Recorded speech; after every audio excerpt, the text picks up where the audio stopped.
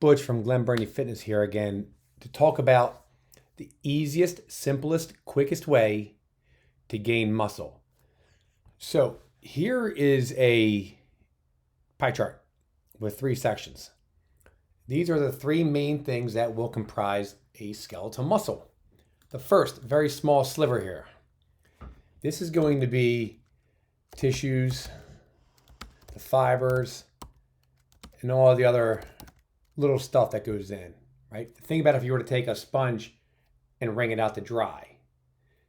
They wouldn't account for too much. Next, accounts for 2 to 4%. These are proteins.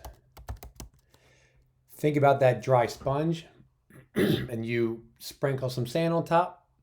Not all the sand will go in, but some of it will make its way into the grooves and down into the middle of the sponge. Last but not least, 95+% of your muscle is water. It's as simple as that. The more water, the more dense your muscle. That's what makes it weigh more. In turn, making you stronger, leaner, and toner. Now, how did I come up with these numbers? Well, let's take a look at this scan. Up here, we have 60 pounds of total water. Down here, we have 42.6 pounds of skeletal muscle mass.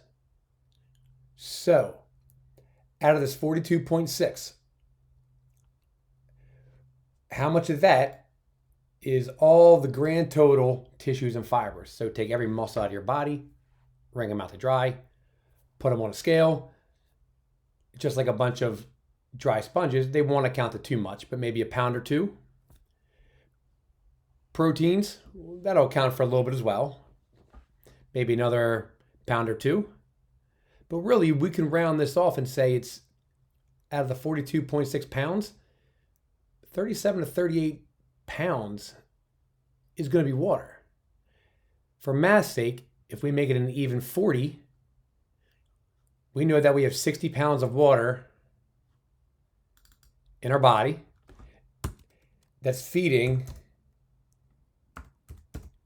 40 pounds of that into our muscles. So that means for every 60 pounds of water we have in our body, we will yield 40 pounds of that into our muscles. If I break that down a little more, that's going to be a 3-to-2 ratio. Simple as that. So now we have 3 pounds of water gain will yield roughly 2 pounds of muscle gain.